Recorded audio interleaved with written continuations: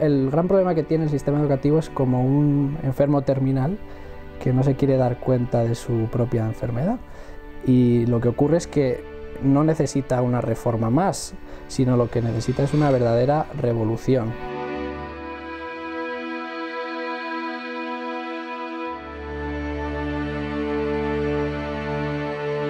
Asumamos que en todas partes del mundo la gente espabilada se está planteando que el sistema educativo está en crisis, la gente más avanzada está diciendo que no, que lo estamos haciendo mal, que lo tenemos que cambiar.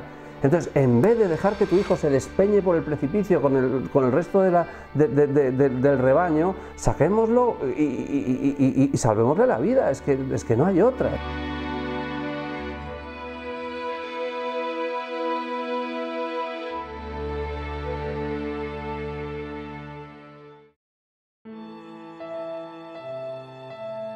Los profesores de enseñanza secundaria coinciden en señalar que el sistema no funciona como debería y, sin embargo, discrepan a la hora de hacer un diagnóstico y de proponer soluciones. Si lo comparamos con los temarios, sí, es bajo. Creo que los temarios están completamente desbordados, es decir, que se ven demasiadas cosas y además se ven una y otra vez, es decir, porque yo en tercero de ESO veo exactamente lo mismo que se ha visto en quinto de primaria, en más profundidad, claro. Pero si vuelvo a ver lo mismo y no se lo saben, ¿no será que pasa algo? Siguiendo a Ken Robinson, algunos señalan que las escuelas matan la creatividad y ponen en duda la validez de las pruebas estandarizadas internacionales como PISA. En estas pruebas, España está significativamente por debajo de la media de la OCDE, con pocos alumnos excelentes y muchos mediocres. Al poder no le gusta a la gente que piensa. No les gusta. La gente creativa les pone nervioso, porque alguien creativo a lo mejor me cuestiona que las cosas pueden ser de otra forma. Con lo cual yo creo que no es casual. Yo creo que el informe PISA, en el fondo, hay un interés claramente económico. Se trata de justificar ciertas cosas, ¿no? Y sobre todo hacer ver que la enseñanza pública, en la que yo sí creo, juega siempre en inferioridad de condiciones con respecto a la concertada. Es cierto que los informes PISA no lo miden todo, pero miden factores esenciales y miden precisamente esos factores que son comprensión lectora, matemáticas, ciencias naturales, porque son las materias que se pueden medir internacionalmente. El resto son cosas que tienen que ver con la cultura de cada país y es casi imposible técnicamente construir pruebas. Así que sí, se puede completar los informes PISA, pero no se puede decir que no tengan validez. ¿Pero es posible que el bajo nivel académico de los alumnos españoles no sea una casualidad ni un error? No me creo que después de 20 años, después de resultados tan negativos de nuestro sistema de enseñanza, los políticos no se hayan dado cuenta todavía de que es un sistema de enseñanza erróneo. Yo creo que hay intereses, y yo creo que son intereses económicos. Y desde ese punto de vista nuestro sistema de enseñanza está bien. ¿Por qué? Porque forma a un trabajador medio, cualificado, pero sin una excesiva cualificación, para unos sectores productivos pues muy determinados. Entonces, desde ese punto de vista está muy bien. Desde un punto de vista un poco más objetivo, está mal, muy mal, sí, lo veo mal. No sé por qué en España siempre se ha preconizado y se ha fomentado exclusivamente la memoria. A lo mejor es que interesaba que la gente no asociase y no desarrollase su inteligencia y la capacidad inquisitiva, ¿no? Y la curiosidad, etcétera, cosa que es importantísima para la vida. Y no solamente para la vida, sino para el desarrollo del propio individuo. España tiene un nivel de fracaso escolar muy grave y se está replanteando su educación pública para adecuarla a lo que se necesita en las empresas, y todos lo sabemos. Pero lo que se necesita en las empresas no es hacer más exámenes, ¿eh? En las empresas no se hacen exámenes, se hacen proyectos, ¿eh? En las empresas no se aprende por obligación, aprendes porque lo necesitas descargándote un curso de Coursera. Para mí la idea es esta, que la escuela tradicional y el mundo laboral actual ya están en una desconexión radical. O sea, la escuela normal te prepara para un mundo que ya no existe. Pero es que ese mundo todavía existirá menos dentro de 20 años. En la escuela no te van a enseñar a ser un buen empleado, pero no te van a enseñar a cómo se gana dinero, por ejemplo, cómo se hace el dinero. Hay una libertad en el mundo que es la clave de la vida. Y todo lo demás son Son cosas que uno tiene que ir averiguando y aprendiendo de quien crea que pueda ser su verdadero maestro, no del que te pone un ministerio porque es políticamente viable que estés en lo que dice este señor y están de acuerdo unos sectarios y los otros. No. Esa gente no puede educar a tu hijo. En las sociedades occidentales somos conscientes prácticamente todos de los problemas de los que adolece el sistema educativo. Ahora bien, la pregunta es ¿por qué no somos capaces de proponer soluciones? Existen muchas formas de entender la educación y lo que debería ser una escuela. De ahí que surjan debates sobre la fórmula de la clase magistral, el uso de los libros de texto, la relación entre alumnos y profesores y la disciplina en las aulas. Mi manera de dar clase, mi forma de trabajar es bastante tradicional. Yo lo que hago, sí, yo recurro a la clase magistral. Ahora bien, mis clases procuran ser, yo las llamo expansivas, en el sentido de que no ya por la forma, sino por el contenido, me interesa que yo ir tocando un montón de temas que tengan relación con lo que estoy dando en ese momento. Sobre todo lo utilizo en las clases de literatura, obviamente, más que en las de lengua. Y procuro ser mucho más, menos metódico, menos tradicional en otras actividades. Llevo haciendo en mi instituto actividades complementarias donde sí pongo en práctica otra metodología. Periódico escolar, cineclub, periódico mural, de una especie de revista de opinión, página web, etc.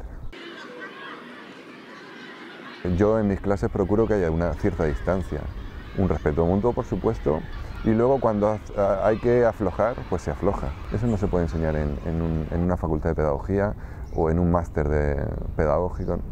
Eso te lo da el día a día y tus habilidades sociales como profesor las tienes que ir educando con la experiencia. Hablo de una norma y es el respeto mutuo, nada más. Vosotros vais a aburriros como una ostra muchas veces, otras veces encontraréis algo que os interese, pero independientemente de cómo estemos hay que estar bien y un ambiente de respeto. La disciplina tiene que ser una cuestión de respeto y sobre todo de saber que el que interrumpe en clase está conculcando el derecho a la educación de los demás. Estas formas tradicionales de enseñanza se están viendo desplazadas cada vez más por proyectos educativos reformistas que siguen la tradición de la institución libre de enseñanza. Yo admiro a gente como Ginés de los Ríos, a gente que creó la ILE de Extensión Libre de Enseñanza, porque creo que ellos sí que nos enseñaron. Luego había tantas reformas educativas y yo creo que en el fondo hemos perdido de vista a la gente que de verdad sabía que eran ellos. Ellos pensaban que la enseñanza tenía que ser algo mucho más libre y desde luego romper las cuatro paredes, romperlas metafóricamente, del centro educativo. Por ejemplo, gente como Ginés de los Ríos, ellos fueron los primeros en hacer excursiones pedagógicas o sacar a los chicos al campo.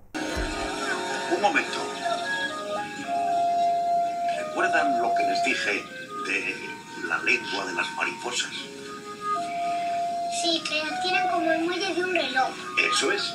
Esa película, bueno, presenta una visión un tanto edulcorada, titulada La lengua de las mariposas, que se basa en un cuento de Manuel Rivas. Sí muestra un maestro de la República, por cierto, que intentaba dar las clases de otra forma, de una manera mucho más flexible, y luego se ve como sus alumnos, muchos años después, no se han olvidado de aquel maestro que se atrevió a proponer un sistema distinto.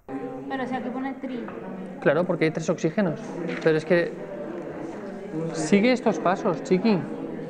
Es decir, primero tienes que formar el óxido entre el no metal y el oxígeno. Este cambio de enfoque supone también un cambio a otros niveles, desde la organización del espacio educativo al rol que debe desempeñar el profesor.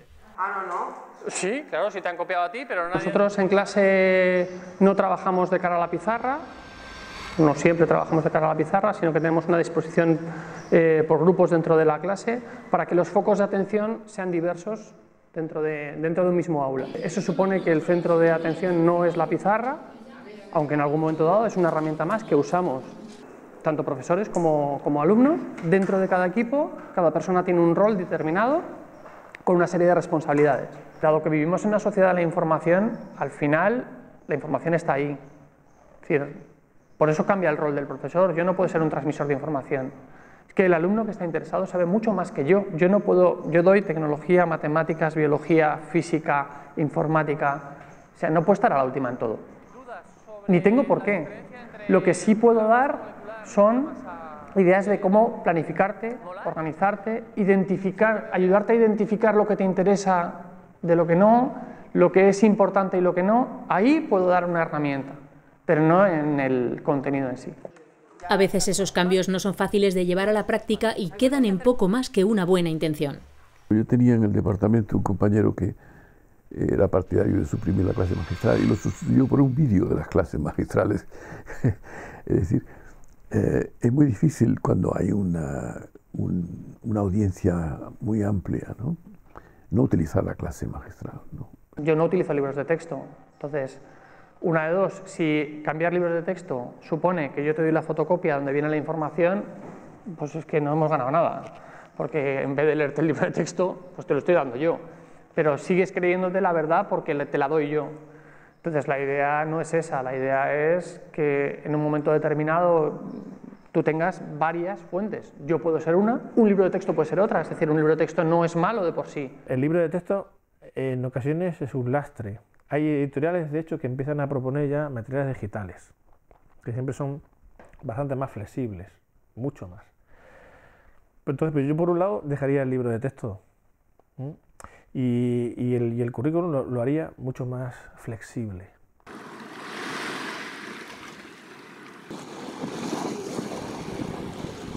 Para evitar esa falta de flexibilidad de la que adolece el sistema escolar oficial, colectivos de padres y profesores se organizan para crear otro tipo de proyectos educativos. Son las llamadas escuelas libres que surgen a menudo al margen de la ley. En Castellón, el proyecto educativo MOMO está en proceso de ser homologado como Escuela Internacional Panameña y autorizada por el Ministerio de Educación español. No lo llamamos escuela porque para nosotros es más un espacio educativo que supone muchas más cosas que una escuela. La filosofía es principalmente crear algo que esté basado en el respeto al niño y en darle la libertad que necesita para encontrar las fórmulas que le vayan bien y que le lleven al conocimiento que quiera adquirir. Momo es mejor porque no te tienen encerrado en una aula y aquí pues no te mandan deberes. Me gusta Momo porque no tengo que hacer deberes ni exámenes. Porque juego con los niños y me gusta porque a veces hacemos pelis o teatro o conciertitos pequeñitos. El requisito que nosotros ponemos es que los padres tengan muy claro dónde están llevando a su hijo. Necesitamos que sepan qué tipo de espacio es este y qué no se les va a exigir a sus hijos. Que sepan que les vamos a dar el espacio que necesiten para aprender a su ritmo. En el espacio de arte lo que hacemos es pues hacer barro, pintar con pincel, pues hacemos como experimentos, pintamos con cepillo de dientes. Y este sistema se basa en la confianza. Es un sistema constructivista. El niño construye su propio aprendizaje y nosotros le acompañamos a hacerlo y le damos el lugar para que lo haga. Otro espacio de características similares es el Dragón International School en Torrelodones, Madrid. Toda la historia de las escuelas libres tienen en su haber luchas contra el sistema, que les han intentado cerrar, les han cerrado, les han denunciado. Entonces realmente son, pues eso, como los dragones en Occidente que todo el mundo se los quiere cargar porque muestran una parte que no queremos ver, ¿no? De alguna manera. Entonces, por una parte, la escuela libre tiene eso, ¿no? Tiene esto, pero también tiene como esta parte potente de capacidad de transformación, de cambio, de fortaleza, de iniciativa, ¿no? Y de cambiar las cosas. Entonces, como que simboliza perfectamente, ¿no? lo que nuestros objetivos, el propio proyecto y demás, ¿no? Hínchalo así. Y ahora encájalo. Eso es. ¿Y no se deshincha? No se puede ni hinchar ni deshinchar. ¿Alguien lo quiere intentar hinchar? Yo. Inténtalo hinchar, a ver. Fuerte, ¿eh? No. Inténtalo. Yo sí. Venga, una vez, fuerte. No se puede. Ahora El Dragón es una escuela homologada cuyos estudios tienen validez tanto en España como en Estados Unidos. Pero ¿qué es lo que buscan las familias que acuden a escuelas libres, pese a que la mayoría de ellas no están homologadas y se encuentran, por tanto, fuera del sistema oficial de enseñanza? Es verdad que en los comienzos había como más homogeneidad, eran familias más parecidas, porque en los comienzos del Dragón pues había que ser un poco más valiente todavía, ¿no? Cuando estábamos todavía como saliendo de ese underground en el que están metidas todas las escuelas democráticas y libres en España, ¿no? Tenían que ser personas pues esto, con mucha valentía, con las cosas súper claras, súper claras, ¿no? Y eso lo tenían. Luego con el tiempo, cuando la cosa se ha extendido más, es una escuela autorizada, es una escuela internacional, es una escuela al uso, ¿no? Pero con un sistema distinto, ¿no? Y con una pedagogía diferente. Han venido otras familias, muchas familias han encontrado en El Dragón una respuesta a lo que realmente estaban buscando y que nunca habrían buscado si no fuera una escuela, pues eso, homologada, autorizada y demás, ¿no?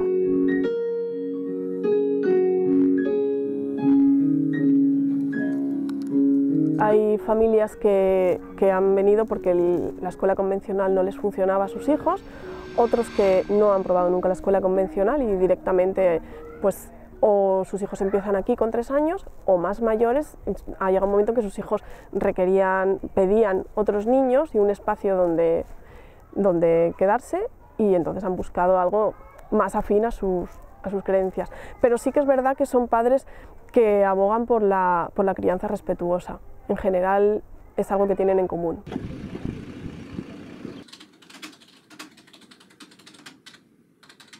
También la investigadora Madalen Goiría de la Universidad del País Vasco encuentra una tendencia creciente en el número de familias que buscan un entorno educativo libre para sus hijos. Yo cada vez conozco más familias que se sienten incómodas con no poder contar con un lugar en el que los niños vayan a jugar con otros niños a las 9 de la mañana. Eso va a dar un desarrollo enorme a las escuelas libres. La enorme mayoría de la gente lo que quiere es un entorno libre escolar. La mayoría de escuelas libres tienen un horario flexible de entrada y salida. Los niños no están separados por edades y tienen libertad de movimientos entre los distintos espacios de la escuela. Para quienes estén habituados a un tipo de escuela más convencional, podría parecer que los niños de las escuelas libres no hacen nada, o que solo juegan. ¿Qué es educativo? Educativo es el juego para el niño, eso es en lo que el niño está preparado, para lo que está equipado, para aprender jugando. No está preparado para aprender haciendo fichas, ni estudiando, ni mucho menos haciendo deberes, el poco tiempo que le queda para jugar luego cuando llega a casa. Está preparado para eso es lo que tenemos que cambiar el chip. Lo que te encuentras normalmente en el Dragón, pues a lo mejor encuentras un grupito de niños que está solos, sin ningún adulto, fabricándose una cabaña porque ya la han diseñado a lo mejor con el maestro de carpintería o la han empezado en otros momentos y están entre jugando, creando esto, montándolos. Hay una mezcla. No hay una diferencia clara entre lo que es estar aprendiendo puramente y estar jugando, o sea, para ellos está muy mezclado. Estamos en la casa del árbol. ¿Y quién ha hecho esta casa? Pues algunos niños del Dragón con Alfonso, que es un chico que sabe mucho de la casa. Aquí venimos a hacer como una casita que se puede jugar y aquí juegan como a colegios, por eso están esos lápices. Y se puede jugar muchas cosas y esta es la terraza que se puede... antes había una cesta con una cuerda que la subías y las bajabas. Si algún niño va a una escuela libre, hay familiares, por ejemplo, ¿no? que te dicen estás pagando para que tu hijo juegue. Pero es que ese es el aprendizaje del niño, ese es el trabajo de los niños. Eso es lo que deberían estar haciendo todo el día, jugando. El juego sienta la base del aprendizaje intelectual después, mucho después, años después, a partir de los 7 años. Si el niño a los 7 años no tiene ganas de aprender, algo falla en la escuela y no en el niño. André Stern, autor del libro Yo nunca fui a la escuela, nos invita a observar a los niños. Quelle est la première chose que fait un enfant qu'on laisse tranquille? Il joue. Tous les enfants jouent. sans exception. Dès qu'il y a la possibilité, l'enfant joue. Et ça, on le sait. On sait aussi une autre chose, que si on n'interrompait jamais l'enfant qui joue, il jouerait toujours. Mais on l'interrompt, toujours à nouveau. Et si on l'interrompt, c'est parce que nous sommes pleins de peur, notamment de la crainte que s'il joue toujours, il n'apprendra jamais rien. Et ça, c'est particulièrement drôle. Ça, c'est une prouesse intellectuelle parce que l'enfant, lui, ne peut pas différencier jouer et apprendre. Además del juego, las escuelas libres fomentan el aprendizaje a través de las experiencias de la vida real y el uso de materiales manipulativos. La clave es aprender haciendo. Es un material con el que se trabajan pues, las unidades, las decenas, la centena y la unidad de millar.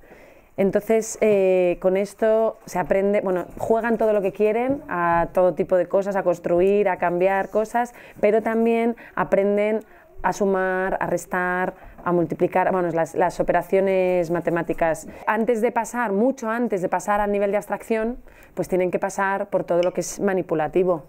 Con esto lo entienden, con esto aprenden enseguida a sumar, a juntar, a acumular, a quitar. Aunque a primera vista pudiera parecer lo contrario, las escuelas libres no son espacios sin normas. En una escuela libre hay muchas normas porque claro, una convivencia libre requiere de muchas normas, ¿no? Lo deseable es que los niños y las niñas decidan todas las normas, cuantas más normas posibles mejor, ¿no? Que lleguemos a un momento en el que estas normas sean puestas entre todos, discutidas en asamblea, en el school meeting, defendidas por unos, atacadas por otros, y que sea realmente a partir de un debate y de un diálogo como lleguemos a estas normas, ¿no? Esto es lo deseable en una escuela democrática. En las asambleas participan los niños y las acompañantes que están aquí en el día a día, porque son los que conviven aquí y los que tienen que tomar las decisiones que son a ellos a quienes les va a afectar. Los niños pueden participar de la asamblea libremente y pueden no hacerlo también si lo deciden. Los límites inamovibles tienen que ver con la seguridad, solo.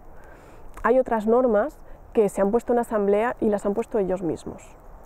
Por ejemplo, no usar el arenero desde el momento en que se come, porque cuando usaban el arenero se manchaban constantemente, se mojaban también y venían los padres a buscarles y estaban sucios, hacían esperar a los padres. Ellos mismos detectaron que había un pequeño conflicto allí, ¿no? Si yo me comprometo a ir a un taller porque lo he pedido, porque me ha gustado el que me han ofrecido, porque he decidido ir, tengo el compromiso de permanecer.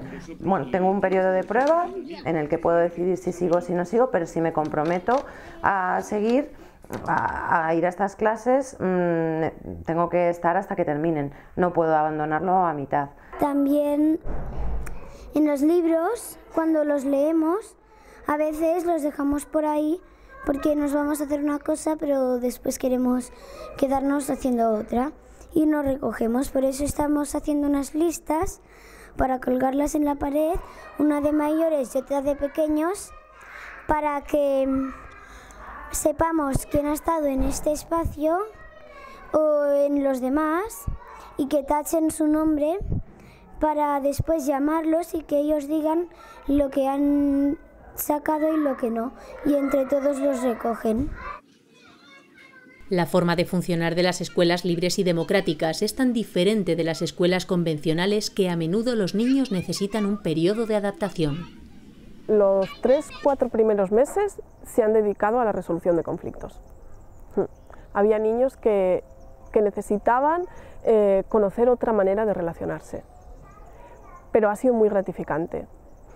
Se han dedicado mucho a jugar en el exterior, era una necesidad, a llenarse de barro, de agua, hacía falta esa necesidad. Hemos observado eso, que el primer trimestre sobre todo no había demanda de talleres no, necesitaban otra cosa. Y ahora que ya se conocen, que se saben cómo relacionarse, ahora han empezado a demandar otras cosas, talleres concretos. La primera diferencia yo creo que es que los niños que vienen de casa o de otras escuelas de este tipo son niños que sus intereses los tienen a flor de piel, los conocen perfectamente y están conectados, ¿no? Como siempre digo, con su interés.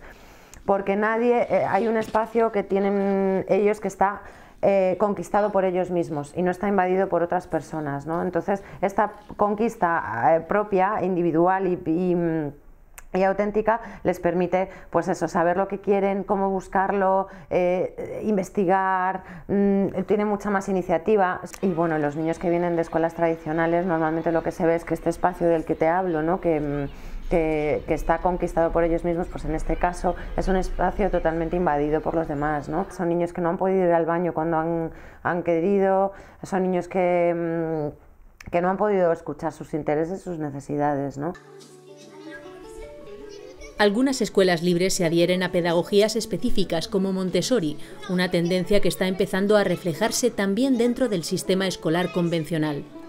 Pero, ¿qué es lo que hace que un método que cuenta ya con un siglo de existencia y que fue desarrollado en un primer momento para niños con necesidades especiales sea presentado en pleno siglo XXI como un método innovador? Y tengo dos tipos de gente. Gente que me dice alternativo, la nueva moda, súper moderno, y otros que me dicen pasado. Y yo digo siempre lo mismo. A ver, ¿la silla donde estás sentada es pasada de moda? ¿Por qué queremos cambiarlo todo si funciona, si da de sí todavía? Ahora bien, no está estanco, se puede modificar, se puede añadir. A partir de primaria ya se puede, y secundaria todavía se puede mejorar mucho, ¿vale? Pero infantil, difícil mejorar lo que nos hizo la doctora María Montessori. La clave del éxito es muy sencilla y se resume en estas 3 normas básicas. 3. El triángulo. No te hagas daño a ti mismo, no hagas daño al material ni a los demás, y tu libertad acaba donde empieza la del otro. A partir de ahí, ya está. El día a día en una escuela Montessori difiere mucho del día a día en una escuela convencional e incluso del de muchas escuelas libres. Según María Montessori, los niños deben de entrar en la escuela y deben de tener 3 a 4 horas sin interrupción para de verdad hacer las actividades que corresponden a su necesidad propia.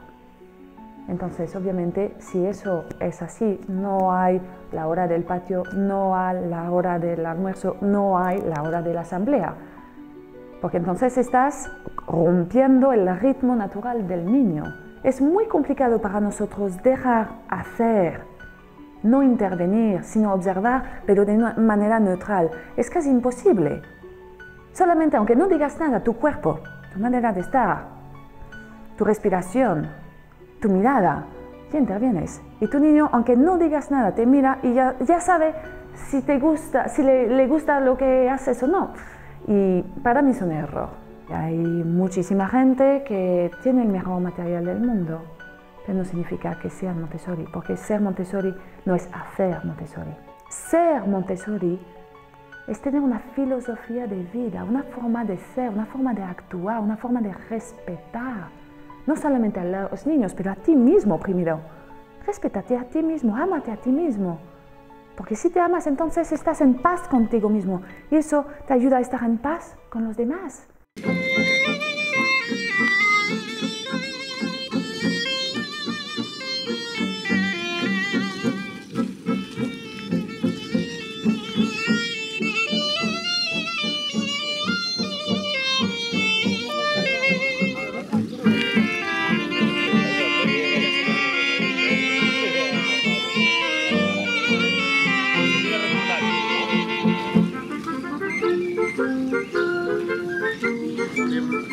Algunas familias no se conforman tampoco con un espacio educativo libre y deciden educar a sus hijos sin escuela. Es el llamado homeschooling o educación en casa. Yo soy Día. Tengo 5 años y no voy al cole. ¿Qué hacemos a la mañana cuando te levantas? ¿Qué desayuno? El zumo de naranja, lo que le estabas contando. Naranja desayuno. Enseña la historia, ¿no? Que no es necesario en absoluto, ¿no? Que un niño vaya al colegio, por supuesto. Hay tantos casos es decir, la mayor parte de la historia de la humanidad, ¿no? Solo muy recientemente van los niños al colegio obligatoriamente, ¿no? Es una cárcel, ¿no? Es una cárcel. Pero la decisión de educar en casa no siempre es una decisión en contra de la escuela. Si mes parents ne m'ont pas envoyé à l'école, c'est pas du tout parce qu'ils avaient souffert à l'école. ils n'ont pas souffert à l'école, ils étaient de bons élèves, ils n'ont pas eu de problème. Leur décision n'était donc pas contre l'école. Et je crois que ça c'est très important de se rendre compte de ça. Ce n'était pas une décision contre quelque chose. Ce n'était pas une décision contre l'école, c'était une décision pour le respect des dispositions spontanées de l'enfant que je viens de citer. Existen muchos motivos para educar sin escuela. La profesora Madalen Goiría clasifica en su tesis doctoral a las familias homeschoolers en 4 grandes grupos. Dentro de los 4 tipos estaban las protectoras, aquellas que pretenden que a través del homeschool evitar las influencias externas negativas que pueda tener la exposición de los menores a la sociedad a través del sistema escolar. En segundo lugar estaban las familias que daban una gran importancia al desarrollo académico y por tanto consideraban que la educación que se imparte en los centros escolares es insuficiente y poco interesante. El tercer tipo es el de las víctimas, que a mí considero, ese es el que más me sorprendió, encontrar tanta gente que desescolariza de manera sobrevenida por problemas con el sistema escolar. Por último, el de los rebeldes, que les llamamos rebeldes, aquellas personas disconformes con el sistema no educativo, sino disconformes con el sistema social y que no quieren incorporar a sus hijos a un sistema del que viven lo más marginalmente que pueden.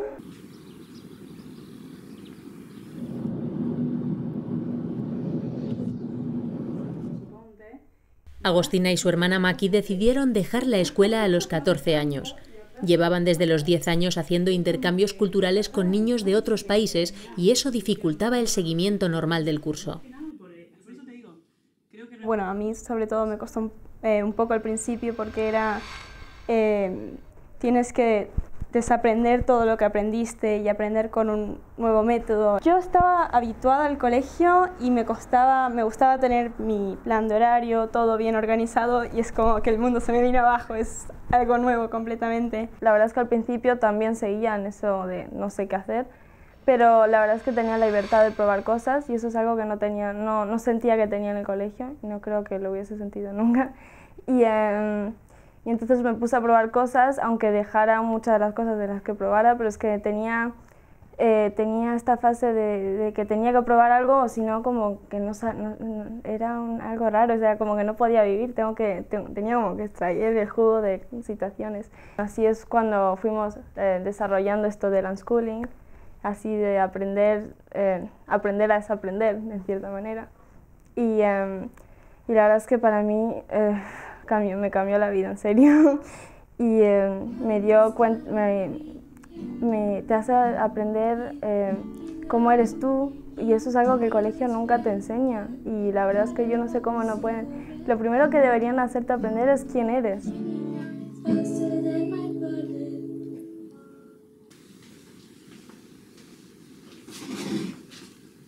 Guillermo Pascual es otro joven autoeducado que decidió dejar la educación formal a los 16 años tras obtener el título de educación secundaria obligatoria. Empecé a autoeducarme al margen de la educación formal, básicamente porque tenía un conjunto de intereses que la educación formal no podía satisfacer. Recuerdo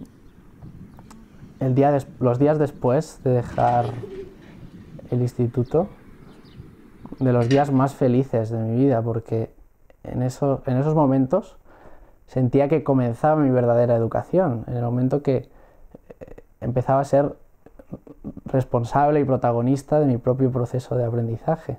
Eso desde luego me empoderó por completo y cambió la percepción que tenía hacia el aprendizaje. Guillermo aprendió programación por su cuenta, buscando comunidades de aprendizaje y mentores. Al cabo de un año había adquirido cierto nivel de conocimientos, de maestría, y la gente tenía ciertos problemas que me podían pagar por solucionarlos, pero digamos que todo esto fue un efecto secundario. Yo cuando dejé el instituto, cuando decidí no continuar, jamás pensé en querer dedicarme a la programación o en querer hacer dinero con eso, ni mucho menos. Además de los diferentes motivos que llevan a las familias a optar por la educación sin escuela, existen también muchas formas diferentes de llevar a cabo este tipo de enseñanza. El homeschooling es hacer el colegio exactamente en casa. Unschooling es hacer más lo que te apetezca. Eso puede funcionar para gente o puede no funcionar, depende de quién lo vea. Yo creo que la gente que va al colegio piensa que no podría hacer unschooling, porque claro, dicen que se pasarían todo el rato en el sofá o viendo series. Y es verdad, yo empecé así. Pero una vez que pasas esa etapa y empiezas a ver lo que tú quieres, nunca paras de aprender. Es algo que la gente, somos humanos, siempre intenta pasar un día entero sin aprender, es imposible, siempre tienes algo. Se trata fundamentalmente de ofrecer un entorno rico en experiencias donde el aprendizaje pueda suceder siguiendo siempre los intereses del niño. Bueno, y vemos ahí qué intereses tiene él. Y entonces, ¡ay, que me gustan los barcos! El momento de fascinación de barcos. Museo de barcos, mirar películas de barcos, coger libros de historia, contarle historias de barcos famosos, de piratas, del descubrimiento de América, ¿no? Y es un poco así como vamos, una actitud así de confiar en que él te va diciendo todo lo que quiere saber y que ahí sí, aprovechamos y desarrollamos, o sea, el tema que puede ser infinito y puedes derivar desde, no sé, empezar por una planta y acabar con matemáticas. Al hacerse cargo personalmente de su propia educación, los jóvenes descubren o redescubren cuáles son sus verdaderos intereses. He vuelto a reencontrarme un poco con la música y estudio violín ahora, ya llevo casi un año. He descubierto que me gusta la psicología y estoy haciendo también unos cursos y leo muchos libros y es algo que me encanta, que tampoco creo que lo hubiera descubierto sin seguir en el colegio. Estamos viajando mucho, seguimos viajando mucho, esta es una de las cosas que la verdad, si estuviéramos en el colegio no podríamos hacer.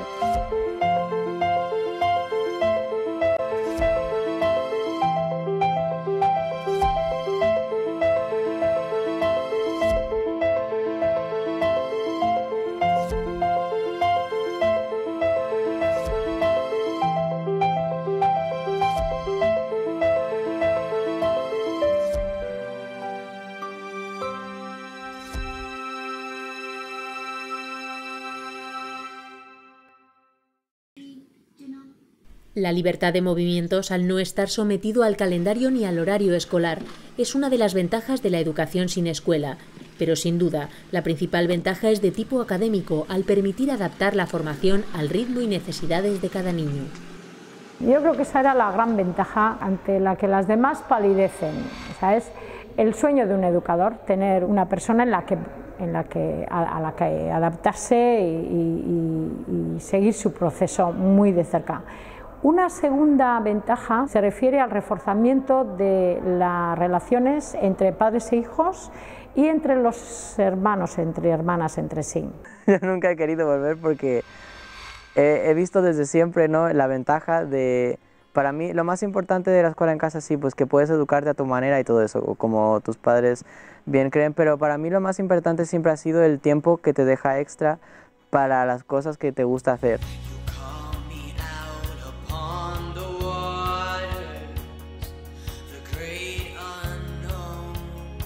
Pues ese tiempo lo he dedicado a la música principalmente, que es lo que más me gusta y a lo que me quiero dedicar. Entonces he tenido desde pequeño la oportunidad de poder estar en clases de piano, en clases de canto, en un grupo, tocando, ensayando, componiendo. Sergio y sus hermanos se han educado en casa desde pequeños, pero con el apoyo de una escuela a distancia. Todo el tiempo la educación en casa ha sido a distancia, con academias americanas, convalidando las notas y ese tipo de cosas. El día a día, nosotros siempre hemos funcionado con horarios, porque pues hemos pensado así que era una buena forma de hacerlo. Pues nos despertamos, desayunamos, nos aseamos y todo, y empezamos a nuestra hora. Hacemos como 4 horas, hasta que hacemos un descanso de media hora en medio, y luego ya por la tarde tenemos libre, porque no tenemos deberes, entonces puedo usar ese tiempo a ir a mis clases de baile, a desarrollar todos los talentos, todo eso.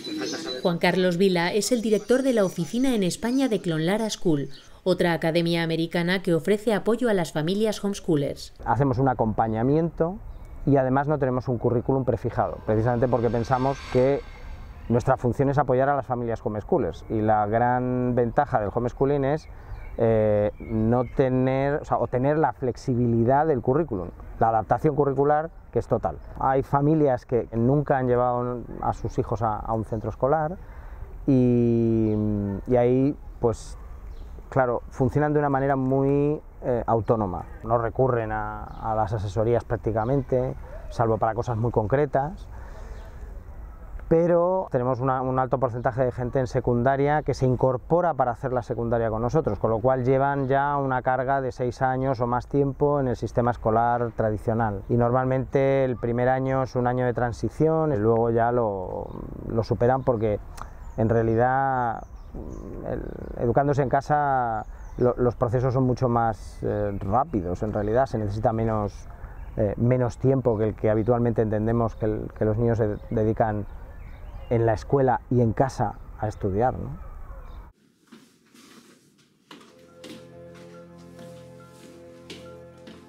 Por ahora, la educación en casa y la educación a distancia son opciones minoritarias en España, donde la mayoría de las familias escolariza a sus hijos, aunque con criterio y expectativas muy diferentes.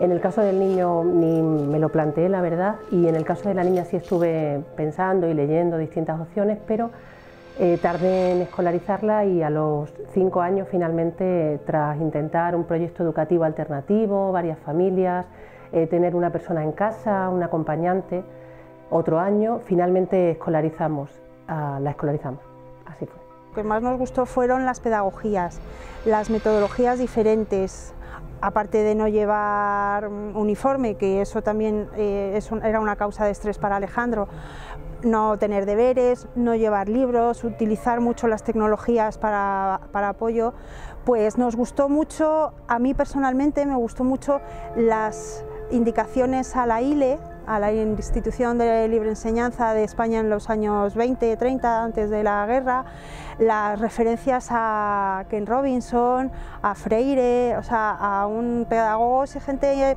con unas ideas estupendas, muy sensatas. Una idea que tiene este colegio es que antes de centrarse en la instrucción, digamos, en la transmisión de conocimientos, se basa más en la transmisión de ciertos valores, ¿no? Como el respeto por el profesor y por tus compañeros, la curiosidad.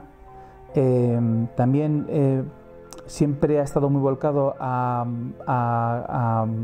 la naturaleza, a ir a la naturaleza, a ir a los sitios y conocerlos in situ. Y después de decirle a una de las cuidadoras que Irene necesitaba ayuda para subir al tobogán y que ella me contestara, ya subirá, supe que Irene se iba a pasar aquellas horas en un rincón y no iba a ser otra cosa la guardería, y por tanto no tenía sentido. Y la opción era o pedir una excedencia y renunciar a un sueldo o escolarizar.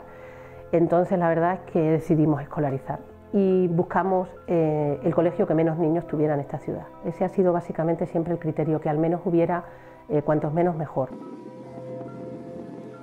Algo que está muy bien, que a mí me gustó mucho porque indica que los profesores tienen confianza con los alumnos, es que las salas de profesores, del director, de secretaría y de administración son de cristal. Con lo cual los alumnos pueden ver que los profesores y los adultos están haciendo también trabajando de forma también cooperativa. En primaria las clases sí son por cursos, pero luego ya en secundaria las clases son temáticas. Es decir, que cada clase se tiene que levantar a la clase de matemáticas, solamente esos 5 minutos en los que se levanta, que pueden comentar y tal, pues ya empiezan la otra clase de otra forma, más receptivos, yo creo. Por ejemplo, si el profesor va a explicar lo que es el otoño, pues saca a los chavales de la clase y les manda a recoger hojas. Entonces las pegan en un papel y entonces dicen, no, en el otoño se caen las hojas. Bueno, pues tienen que escribirlo, tienen que contarlo y demás. Se centra mucho en conseguir personas que sepan participar, que sepan utilizar las tecnologías que tenemos ahora, y eso pues a mí me gustó bastante. Yo entiendo que una persona tiene que ganar en el colegio una formación general que le otorgue un criterio ante la vida y que le forme como ciudadano y que le permita tomar decisiones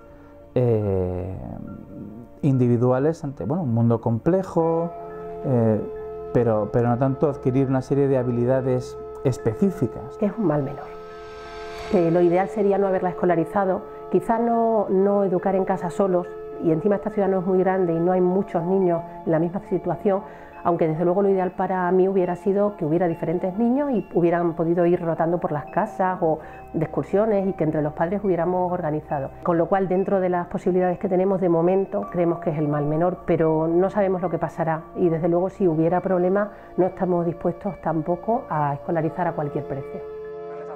La psicóloga Laura Perales da algunas pautas a los padres que estén buscando colegio para sus hijos. Yo a los padres les diría que intenten ir en un día que no sea el de puertas abiertas, que es el día en el que te muestran pues las cosas más artificiales, ¿no? Que también hay cosas auténticas, pero no es lo mismo que estar un día en la escuela. Y que no se fijen tanto en lo que les dicen los adultos, sino que miren cómo están los niños que van a ese colegio. Que vean si son niños que tienen curiosidad, si son niños sobre todo en lo emocional, que no están reprimidos, que son niños que están jugando, que están corriendo, que son niños, vaya. Si vas a un colegio y ves niños que están sentaditos, que son todos muy buenos, que no molestan, y te empiezan a insistir con que el colegio es muy bueno porque tiene una media en selectividad estupenda, sal de ahí, sal de ahí corriendo.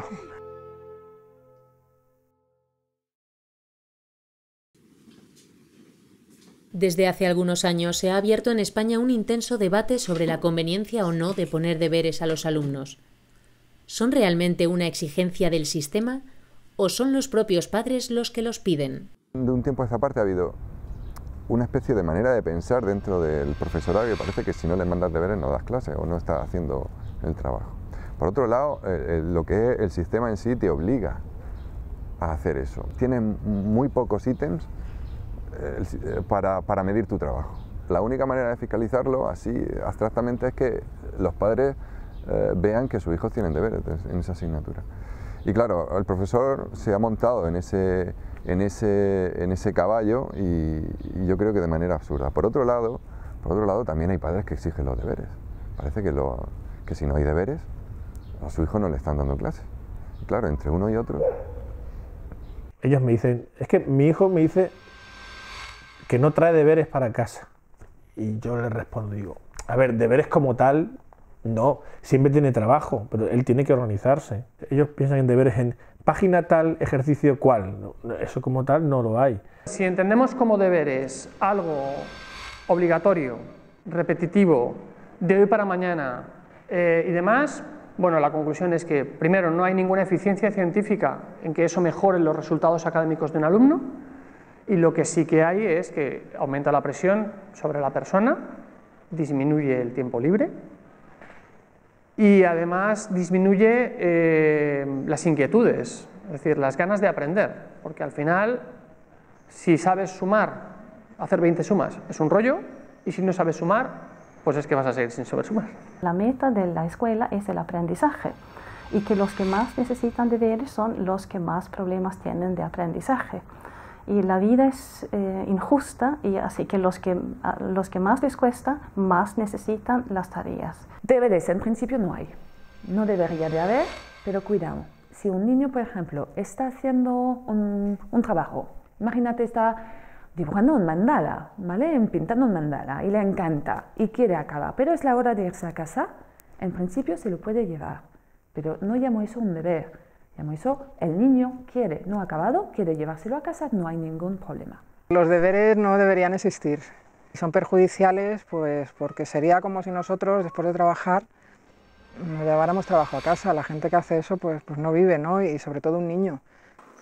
En lo que sí parece haber acuerdo es en que cierto tipo de tareas sí son útiles e incluso necesarias. Yo creo que el alumno debe tener siempre en casa tareas que realizar, pero no solamente realizando los deberes, sino también recapacitando sobre lo que ha aprendido, claro, y además ejercitándolo en casa. Las tareas tienen la función de que si alguien no ha captado lo que se quiere transmitir, tiene una segunda posibilidad aprendiendo la tarea. Y después Tiene una tercera posibilidad cuando el profesor explica durante la segunda clase y tiene una cuarta posibilidad con la segunda tarea. Yo pongo deberes obligatorios, pero no son todos los días y nunca son de un día para otro. Es decir, tú tienes un trabajo que hacer y te tienes que planificar. A mí ese objetivo de deber o tarea sí me parece positivo. Y en vez de deberes sí que tenemos que enseñar a los chavales a buscar la información, lo que son técnicas de estudio o maneras de enfrentarse al estudio y formas no tanto de archivar en la cabeza o almacenar datos, sino ser capaces de encontrar la vía donde encontrar esos datos. Eso a mí me parece mucho más importante. El otro día, en primero de la ESO, por ejemplo, les dije que buscaran información sobre, porque estábamos viendo poemas de amor, sobre historias trágicas, de amores trágicos, y que buscaran información sobre las cuitas del joven Werther o de Romeo y Julieta. Ya son unos pequeñajos, pero ese tipo de deberes sí lo puedo. O algunas frases de análisis sintácticos que se han quedado sin hacer, o cosas así. Pero los deberes por los deberes, no lo sé. Yo que tampoco creo que sea un debate importante. Ese trabajo que realizan los alumnos a lo largo del curso después tiene que ser evaluado de alguna forma. Aquí el debate suele centrarse en los exámenes y las evaluaciones continuadas, pero hay más opciones. Montessori está en contra de los exámenes, no tiene sentido. También aprender por memoria, tampoco estamos en favor. Decimos que el niño aprende a base de repetir. Justamente estuve hablando de eso con una madre que educa en casa. Los niños lo pedían: mamá, ponme un examen, mamá, ponme deberes. Y ya es otra cosa, porque surge del interés del niño. De hecho, en Montessori también, la palabra más famosa de infantil y primaria es: yo quiero más. Eso es demasiado fácil. ¿No tienes algo más difícil? Ahí está todo. Esta es la clave. La evaluación consiste en, sobre todo, se basa en la observación de las acompañantes en el trabajo diario de los niños. No se evalúa a los niños en plan exámenes, no se pone notas de ningún tipo, no se divide la evaluación por materias. Simplemente se observa al niño para detectar si hubiera algún problema, no para ver si está superando unos hitos que no consideramos necesarios, sino para estar atentos por si ese niño necesitara algún tipo de ayuda. Yo sí soy partidario de los exámenes, y es una de las maneras que tengo yo de medir los conocimientos adquiridos. Yo procuro que sean exámenes donde sobre todo en la parte literaria, que demuestren más que una adquisición, una memorización excesiva de todos los conocimientos, que demuestren que se ha comprendido todo lo que se ha dado y las lecturas que se han hecho en clase. Evalúo también como incentivo una lista de lecturas voluntarias que los alumnos pueden o no, voluntariamente pueden o no completar, pero con los pequeños, con primero y segundo de la ESO, sí tengo en cuenta otras muchas cosas, por supuesto. Más o menos lo que tiene en cuenta el sistema, el comportamiento, la actitud, el interés. Yo una pregunta que siempre pongo en los exámenes de evaluación es, con puntuación, es qué es o lo que más te ha gustado de esta evaluación, o lo que menos te ha gustado, o lo que te ha resultado más fácil o más difícil, o que te gustaría que se... Y eso tiene una puntuación, porque para mí es muy importante que respondiendo a esa pregunta están repasando todas las actividades que hemos hecho a lo largo de la evaluación y las están valorando. Intento que sean, por supuesto, fáciles y que tengan, y que el chico que llega al examen prácticamente sepa ya lo que tiene, porque lo hemos ido viendo anteriormente. Es decir, el examen muchas veces es un trámite. Yo tengo un cuaderno en el que voy apuntando lo que los chicos hacen, lo que no hacen. Desde luego, en mi caso, nunca la nota del boletín es la del examen. Yo tengo en cuenta muchas más cosas. Trato siempre de tirar a favor de los chavales, eso sí. Lo que sabemos ahora es que eso de tener una evaluación continua conlleva un enorme trabajo para el profesor, que tiene que documentarlo todo. Es un aumento exponencial de burocracia. Además, se ve también que puede aumentar el estrés de los alumnos ambiciosos, porque están siendo evaluados en cada momento. Las familias homeschoolers y las escuelas a distancia han traído al debate una nueva forma de evaluar, más cercana a la evaluación continua, pero sin esa presión constante de la que habla la doctora Enquist. Se trata de un documento al que llaman portafolio. Pues estoy estudiando a distancia, igual que mi hermano. Entonces, durante todo el año estudiamos, luego al final del curso mi madre hace un portafolio y lo manda a Estados Unidos para que le pongan la nota y nos envían las notas americanas. La idea del informe es para que nosotros vayamos haciendo un seguimiento, tengamos una constancia por parte de las familias de qué se está haciendo, porque al final nuestra función es la de ser algo así como fedatarios, ¿no?, de lo que está haciendo la familia. Hasta no hace mucho el portafolio era eso, físicamente una carpeta o muchas carpetas en las cuales uno agrupaba visitas a museos, tenía redacciones, fotos, imágenes de experimentos que se han llevado a cabo o el producto del experimento, ¿no?, una hoja quemada. Era un conjunto de resultados de las actividades hechas en casa o fuera. Susana ha cursado este año 2011 y 2012 en tercero de primaria. Ha trabajado 5 días a la semana en cada una de las asignaturas mencionadas en el índice. Ha demostrado en general un excelente progreso en todo, destacando en lectura, en inglés y en matemáticas. Susana es la tercera de 4 hermanos, Sergio de 16 años, David de 13 y Josué de 6. Es una niña alegre, colaboradora y que se esfuerza para mejorar. Lo que más disfruta de la escuela es la asignatura de inglés y leer. Y fuera de la escuela, jugar con sus amigas y con sus hermanos. Ha participado durante el curso en diferentes actividades artísticas, multiculturales y proyectos de grupo. También ha formado parte de la Escuela Municipal de Gimnasia Deportiva, donde ha participado en las exhibiciones y competiciones zonales de la Comunidad de Madrid, España. Al ser las propias familias quienes elaboran el portafolio, queda tal vez la duda de su fiabilidad, pues nadie certifica el contenido de ese documento. Esto es una pregunta muy latina, ¿no? Pero es que yo te puedo engañar. Te puedo estar enviando cosas pues que no es lo que hace mi hijo. No... Claro, es algo que en el mundo anglosajón ni se cuestionan. En realidad el único perjudicado es el alumno en todo ello. Puede ser que tenga todo 10, ¿no?, o casi, tenga muy buenas notas y se presente pues a estudiar en una universidad, ¿no? Si se ha estado mintiendo, pues el batacazo que se va a llevar va a ser espantoso, ¿no?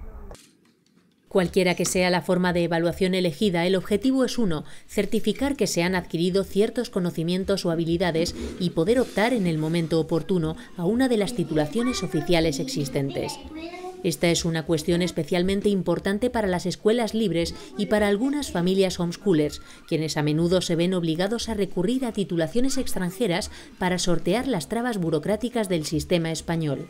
Mis estudios son americanos, con notas americanas y, o sea, yo es como si hubiera estudiado en Estados Unidos, ponte.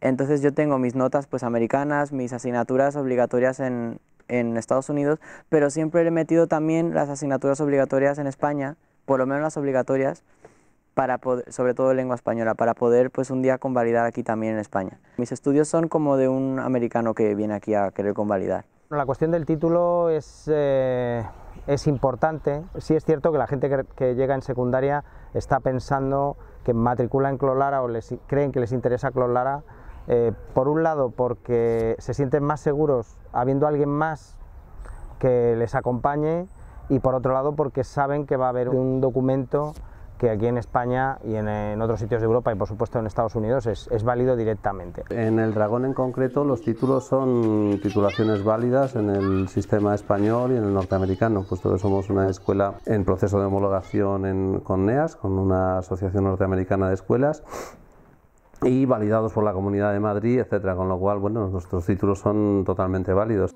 Otros, sin embargo, dan poco o ningún valor a los títulos oficiales. ¿El título para qué? No sé. A mí particularmente no me han servido de nada. Yo he estudiado y he pasado por todo y no... O sea, es algo totalmente inútil, ¿no? Son años y años perdidos, sencillamente, ¿no? Si él quiere hacerse pues ingeniero aeroespacial, primero lo más importante es que le interese la ingeniería aeroespacial. O si necesita la guía de maestros, pues habrá que buscarlos, ¿no? ¿Que están en colegios? No, en colegios no están. Están en la sociedad y están en las universidades, pero en los colegios no están. C'est une maladie, la titulité. Moi, j'ai fait une expérience intéressante. J'ai exercé beaucoup de métiers que normalement on ne peut pas exercer sans diplôme, sans titre. Mais il s'avère que dans la vie, si tu vis ton enthousiasme entièrement, je le vois avec Antonin, pour l'instant il se passionne pour les fusées, la conquête spatiale. C'est incroyable ce que cet enfant de 5 ans agrège comme connaissance. On devient magnétique quand on se passionne. Quand on éprouve cet enthousiasme, on devient magnétique pour la connaissance et puis on se lie a des personnes, on rencontre des personnes qui partagent ses intérêts. Siempre hay una manera de hacerlo. Hay universidades que ni siquiera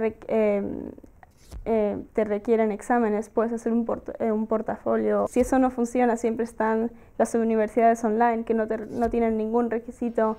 Y en cierta manera también, bueno, según depende de lo que te guste, pero podría ser hasta una opción mejor porque puedes estudiar cuando quieras, no tienes horarios y puedo seguir viajando si quiero hacer eso. El título obtenido a través de la escuela o fuera de ella abre las puertas de la universidad para aquellos alumnos que deseen cursar estudios superiores.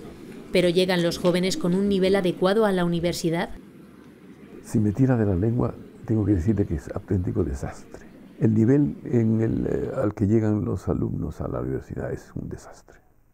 Yo no sé eso de dónde procede, probablemente de la escuela, sin duda, pero no están interesados en nada.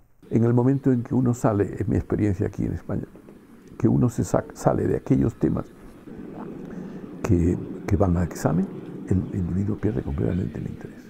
Aparte ahora de la falta de ortografía en los exámenes escritos, que es realmente vergonzoso que un universitario haga esas faltas de ortografía. Naturalmente hay un tanto por ciento pequeño que muy interesado y generalmente es la motivación que el docente tiene para enseñar, porque esa gente seguro que aprovecha todo lo que uno dice, ¿no? Y está siempre sediento de nuevos conocimientos, vayan o no vayan al examen, ¿no?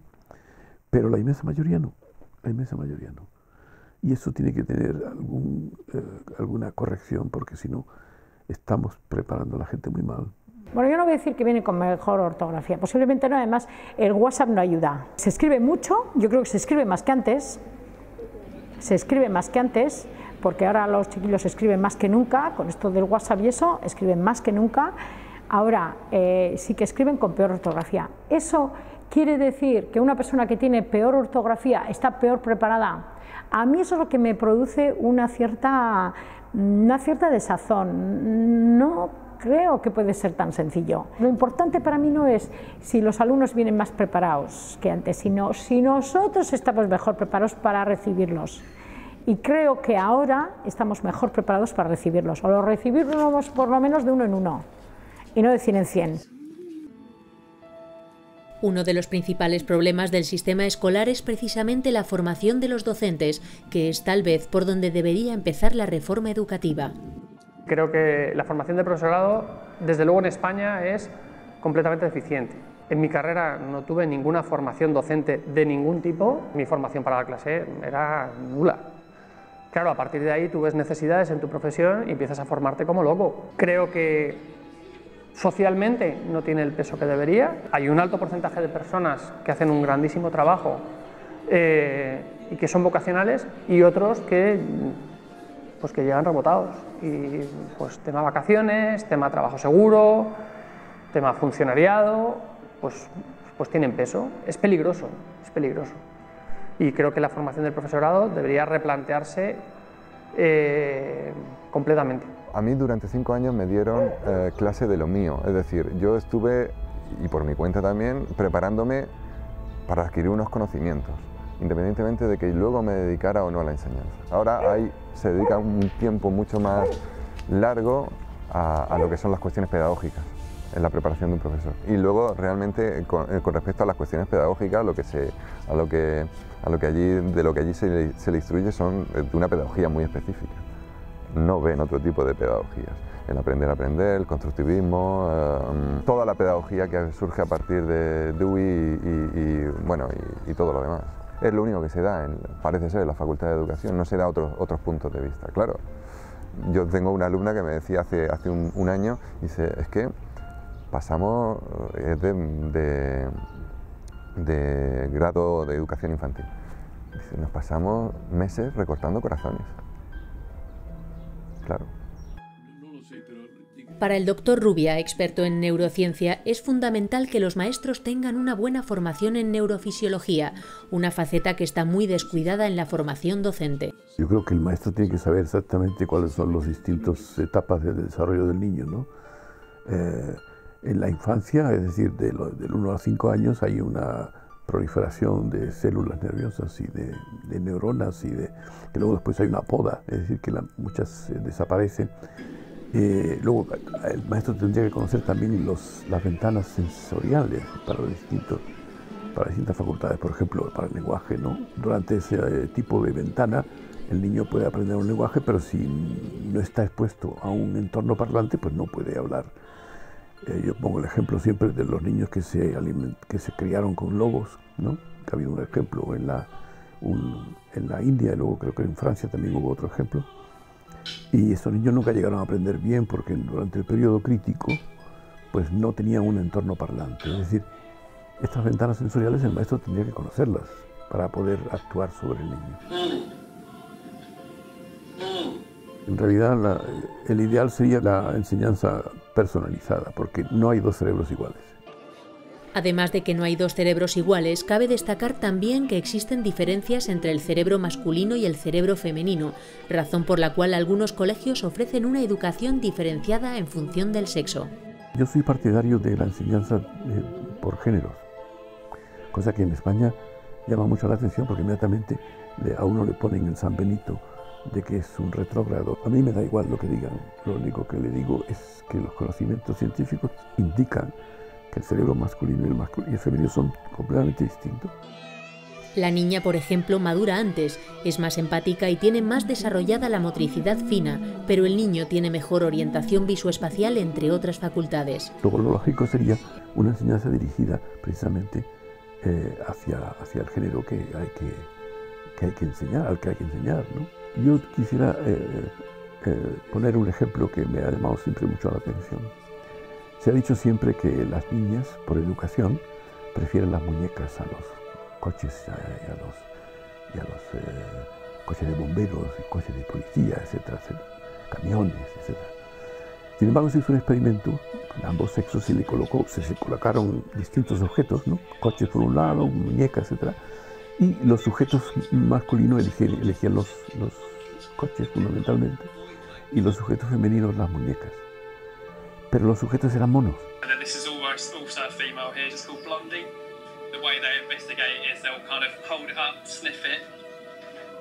Es decir, que esta historia de que es la educación y que es la madre la que indica a los niños, que las muñecas tienen que las niñas son para mí, eso no es cierto, porque los monos, sus madres no les educan a elegir los objetos con los que quieren jugar, ¿no?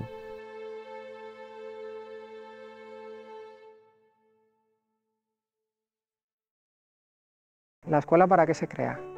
La escuela se crea para que los niños estén en un sitio mientras los padres trabajan para el sistema de producción. No solo es que ahora ese modelo de la revolución industrial ya no funcione, ya la educación actual para el mundo laboral actual es desastrosa. Pero para el mundo de dentro de 20 años, es que aquí no va a quedar títere con cabeza. Que algo falla en el sistema escolar parece estar ya fuera de duda. Sin embargo, no somos capaces de alcanzar un acuerdo sobre cuál es la mejor alternativa.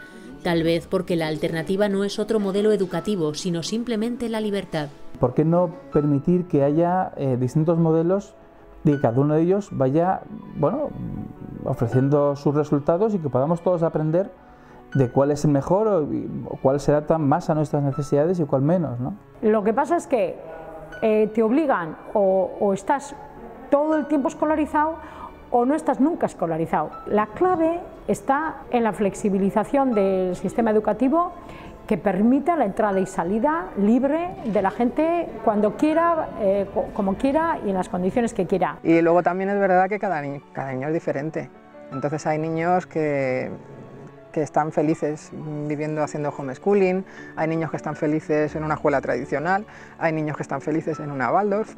depende. Lo esencial es que el niño sea feliz, ya está, es que no hay otro criterio. El criterio que cada familia o cada escuela tenga sobre cuál debe ser el objetivo de la educación es lo que determinará el tipo de enseñanza que va a buscar para sus hijos o dar a sus alumnos. Pero es que si piensas a largo plazo, llegas a la conclusión de que es totalmente irresponsable llevar a tu hijo a convertirlo en una máquina, obligarle a memorizar, a pedir permiso para ir al baño, a no entender las cosas, es que te lo cargas. Que al final, claro, primero le cortas las alas y luego le dices cuando llega al mundo laboral, venga, vuela, chaval, vuela. Lo importante es hacerse responsable de la educación, tanto si sigues el camino trillado y transitas por la ancha avenida de la normalidad, como si no, como si quieres buscar tu camino al margen de la educación formal. La pregunta clave que casi nadie se plantea es, ¿para qué sirve la educación? Si la educación no está orientada a la adquisición de conocimiento, ¿no? Entonces, ¿a qué está orientada? Porque al niño hay que prepararlo para la vida. Nosotros creemos que los niños están absolutamente preparados para aprender lo que necesiten aprender. No creemos que tengan que aprender X. Cada niño aprende lo que necesita en el momento en que lo necesita. A mí me parece estupendo todo lo de la innovación, la creatividad. Me parece estupendo incluso la pedagogía constructivista. Me parece estupendo todo siempre y cuando no se imponga. Siempre y cuando no se nos haga ver que es la panacea. Entonces, pues, libertad pedagógica, pero de verdad, por supuesto. Lo propio de una sociedad genuinamente libre es la pluralidad educativa, que cada familia pueda elegir en base a los valores que tenga dónde quiere educar a su hijo. Ahora bien, lo que jamás defendería es que esa preferencia subjetiva que puedo tener yo, imponérsela de forma coactiva a los demás. Lo peor es cuando alguien, un representante de una o de otra o de otra o de otra, te dice que esto es lo mejor.